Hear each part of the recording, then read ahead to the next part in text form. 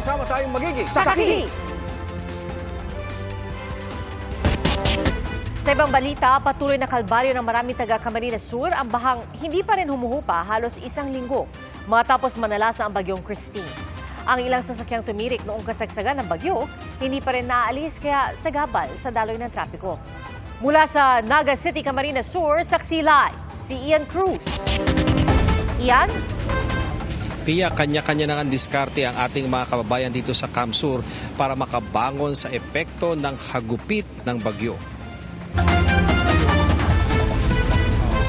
Lahat siya. Nalubog. Nalubog. Kawawa nga pati yung bahay ng anak kong isa. Nag-iba't din. Wala kami dito sa mga pagkain, mga damit namin lahat nakalubog. Naluha sa sinapit ng kanilang bahay at kabuhayan si Nanay Emma Abariento sa Kamaligan, Camarines Sur. Sa taas ng baha nalagpas tao, dulot ng bagyong Christine, kahapon lang daw nakaabot ang ayuda sa kanilang lugar. Papunta sa bayan ng Gainsa, nakasalubong naman namin sa gitna ng baha ang mag-anak na ito. Kailangan daw isugod ang 8 buwang anak sa ospital pero hindi sila natulungang maihatid ng kinaukulan. Hinaing niya sa mga nanunungkulan sa gobyerno. Sarap po ng buhay nyo. Sana po pagandaan nyo naman natin yung mga kababayan natin sa mga ganitong sitwasyon. Sa bayan ng Milaor, mataas pa rin ang baha. Bangka ang gamit ng marami para makapasok sa mga barangay. Marami rin nag-aabang ng rasyong tubig at pagkain sa gilid ng kalsada. Rumaragasa pa rin ang baha sa ilang lugar, kaya marami ang nasa second floor pa rin ng kanilang bahay. Ano pa po kailangan nyo? Tubig, pagkain, lahat naman dito ganun eh. Sa barangay Flor de Lis naman namin nakilala si Mang Edgardo. Dahil lumitaw na ang highway mula sa baha, ang gilid ng Maharlika Highway ang mistulan nilang salas. Doon na nga pinakain ni Alan ang anak na si Samuel. Parang maalis naman sa tubig, parang may maupuan. Sina Lola Rosita Salvaboro, 1 linggo na raw sa second floor. Salat man sa pagkain at tubig, napagkakasya raw nila ito. Pinapagkasya namin kahit kami matatanda, kaunti ang kainin. Basta sa mga bata, mayroon makain. Isa ang bayan ng Milaor sa may maraming lumubog na sasakyan at mga motorsiklo sa kasagsagan ng pagtaas ng baha. Marami na ang nagkukumpuni ng mga sasakyan. Si Richard, hindi raw nananaga ng presyo bilang tulong na rin sa mga kapwa biktima ng pagbaha. $2 lang para mura lang, para hindi naman sila yung magastusan masyado. Tulong na rin. Isa sa nagiging problema dito sa traffic flow pagdating dito sa bayan ng Milaor, ito nga pang iisang lane na lamang ng kalsada na nadadaanan dito. Sinasakop kasi ng maraming mga nakatirik na sasakyan dito sa magkabilang gilid ng kalsada itong kanilang highway. Kaya kung matatanggal itong mga tumirik at nalubog na sasakyan, magiging malaki ang diferensya sa pagbilis ng daloy ng mga sasakyan dito.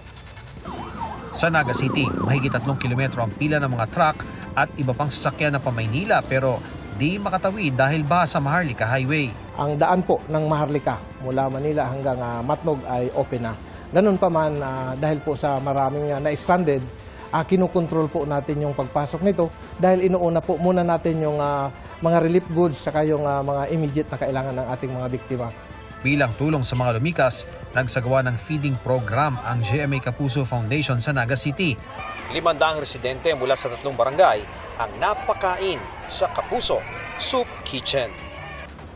Sa Jovellar, Albay, mahigit 2,000 residente ang nasa mga evacuation center pa rin.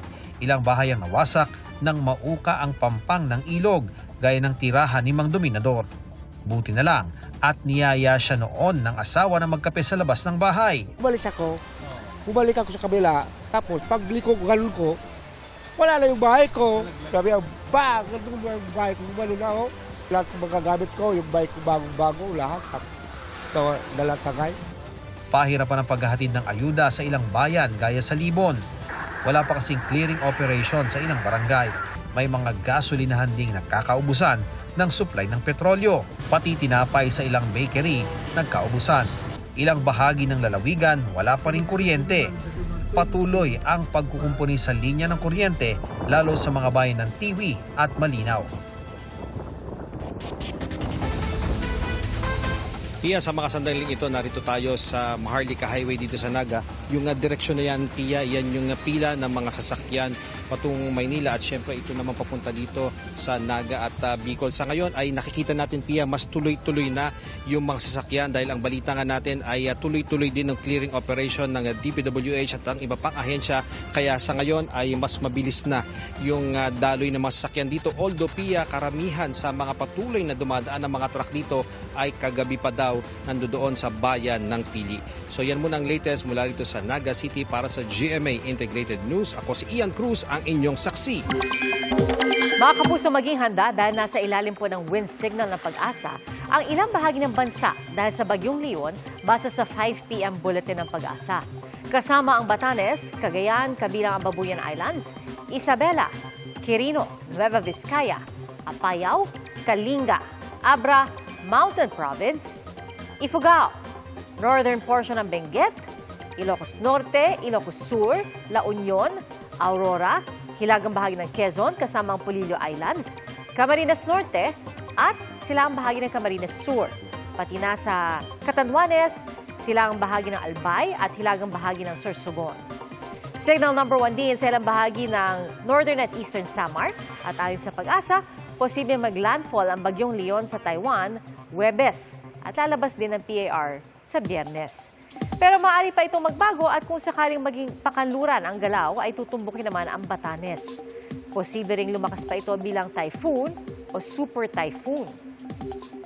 Base po sa Metro Weather, may tsansa ng ulan bukas sa ilang bahagi ng bansa, lalo na sa Northern Luzon, ilang bahagi ng Mimaropa, Western Visayas, Negros Island Region, Zamboanga Peninsula, Northern Mindanao at Caraga. Sa Metro Manila, maalinsangan pero may tsansa pa rin ng localized thunderstorms. Stranded po ang ilang pasahero sa mga terminal at pantalan sa bansa dahil sa Bagyong Christine. Pinaghahandaan naman ng Department of Transportation ang inaasahang dagsa ng mga pasahero sa undas. Saksi, si Mark Salazar. Maaga nagpunta sa Manila North Port si Annalyn. Sa loob kasi ng 17 taon, unang pagkakataon sana niyang makakauwi sa Cebu. Pero nanganganib yung mapurnada dahil na-delay kinabukasan ng kanyang biyahe. Sabi ko nga, nag-chat nga ako agad. Huwag na kayong huwag na kayong maghanda. Hindi man ako darating. Ayon sa DOTR at Philippine Ports Authority, operational ang lahat ng pantalan pero tinatayang hanggang 110 million pesos ang danyo sa mga ito. Nasa 3,500 naman ang stranded na mga pasahero, rolling cargo at bangka sa mga pantalan. Ayon sa NDRRMC at Office of Civil Defense.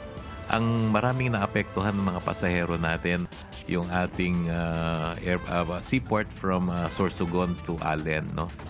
Sa PITX, wala pang linaw kung kailan makakabiyahe ang mga pauwing Bicol, Visayas at Mindanao. Marami sa mga biyaheng Bicol kanselado pa rin. Ayon sa DPWH, mula sa halos 100 saradong daan noong October 22 sa kasagsagan ng bagyo, 13 na lang ang mga kalsadang sarado at inaayos. Pinaghahandaan naman ng DOTR ang inaasahang dagsa ng mga pasahero sa undas. 1.5 million ang tansya nilang pasaherong babiyahe ng bus, 3 milyon naman sa paliparan at pantalan. Sa Metro Manila, nasa finishing touches na ang preparasyon para sa undas. Katulad sa Manila North Cemetery kung saan may nakapwesto na sa on-site command post ng pulis at hanggang November 4 na raw ito. Nagdadry run na rin ng mobility sa loob ng sementeryo ang Medical Response Group ng Manila City Hall. Sa Mangaldan, Pangasinan, lubog pa rin sa baha ang ilang nicho, kaya pahirapan ang paglilinis ng ilang residente. Kinailangan pang tumuntong sa mga nicho para makadaan at makapunta sa ibang bahagi ng sementeryo. Problema rin hanggang ngayon ang naipong tubig sa ilang pampublikong sementeryo sa Davao City. Ayon sa Davao City Economic Enterprise, nag-request na sila ng submersible pump para higupin ang tubig. Para sa GMA Integrated News, ako si Mark Salazar, ang inyong saksi. Naharap na rin sa reklamong qualified human trafficking si dating presidential spokesperson Harry Roque kaugnay sa niraid na Lucky South 99 Pogo sa Porac, Pampanga. Sa supplemental complaint affidavit ng Presidential Anti-Organized Crime Commission o PAOC at PNP-CIDG na inihain sa Department of Justice, kasama sa inihain ng isang affidavit ng opisyal ng PAGCOR kaugnay sa umunoy meeting nila noon ni Roque kasama si Lucky South 99 Representative Cassandra Leong. Nirereklamo rin ang dalawang opisyal ng Lucky South 99 at ng Whirlwind Corporation na nagparenta rito ng lupa. Sa isang post sa social media, sinabi ni Roque na gawa-gawa lamang ang reklamo laban sa kanya. Wala raw siyang kinalaman sa POGO o sa operasyon nito.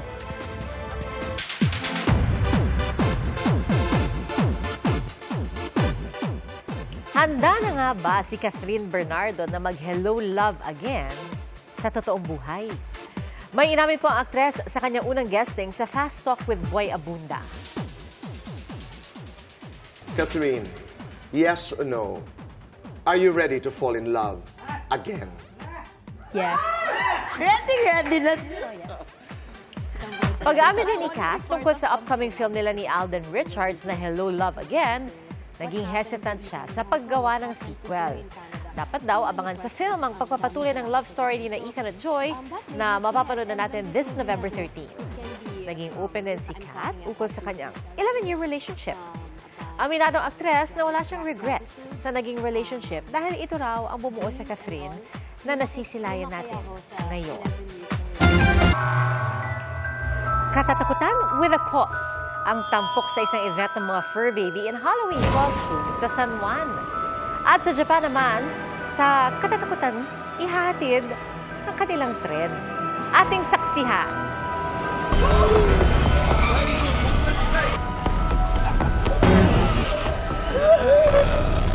Maghanda sa katatakutang hatid ng Train to Busan, but wait, Japanese version?